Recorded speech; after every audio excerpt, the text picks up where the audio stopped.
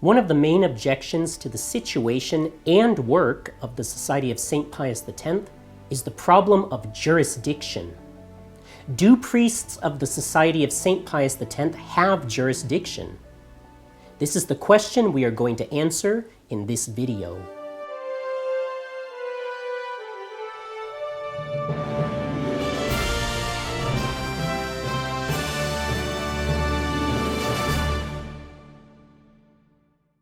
The crisis currently affecting the Church really justifies and even necessitates traditional priests to fulfill their duties even without ordinary jurisdiction. Every member of the Church has the right to receive from it the doctrine and the sacraments necessary for salvation.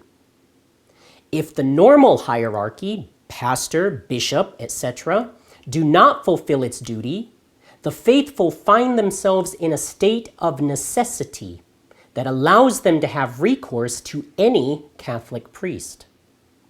Because of the necessity, this priest then receives from the Church what is called supplied jurisdiction in order to minister to the faithful. In the current crisis, supplied jurisdiction empowers traditional priests to hear confessions of penitents, to marry those who request it. These are often Catholics who otherwise would not depend on these priests. That is why there is no doubt about the validity of such confessions or marriages. Canon law allows for such emergency measures.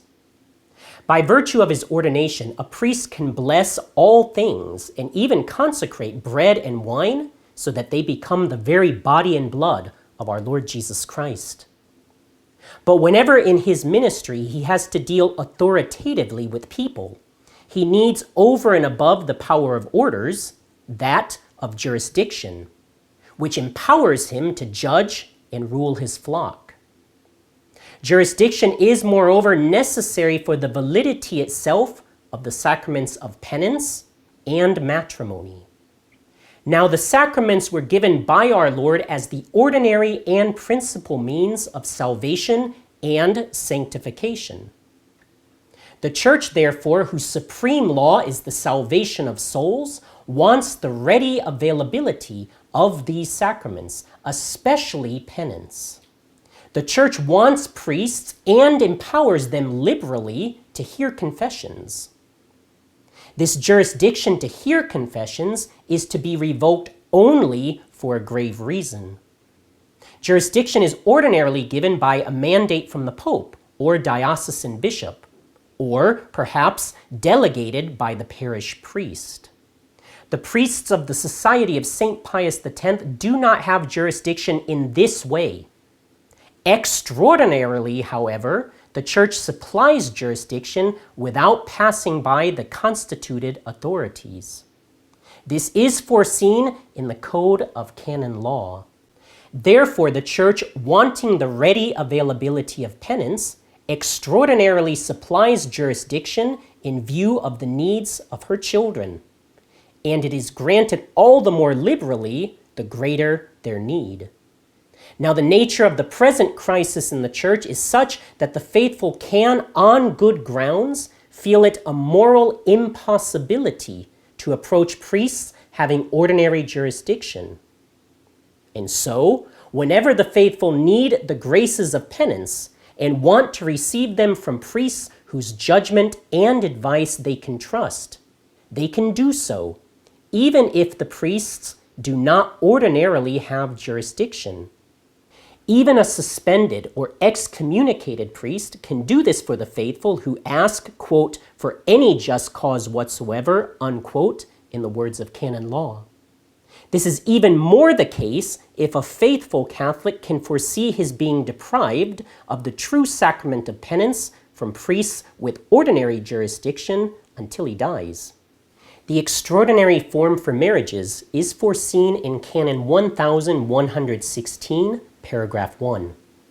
If a man and woman cannot approach their parish priest without serious inconvenience, and they may consider as such his insistence on having the novus ordo missae for the wedding, or their apprehensions concerning his moral teaching in marriage instructions. And if they foresee these circumstances to last for at least a month, then they can marry before a priest, for example, a priest of the Society of St. Pius X, if possible. Even if one were to consider the above arguments as only probable, then jurisdiction would still be certainly supplied by the Church, Canon 144. And so, we must answer affirmatively.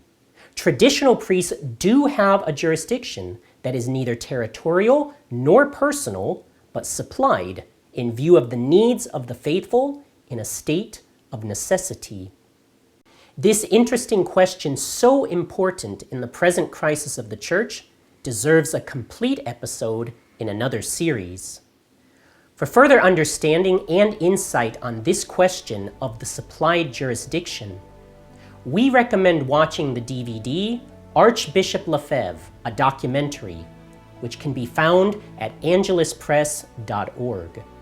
Another great source we recommend is Supplied Jurisdiction by Bishop Tissier de Malloret, and Validity of Confessions and Marriages in the SSPX, a canonical study by Father Ramon Angles, also available at angeluspress.org. To learn more, go to sspx.org and subscribe to our email list.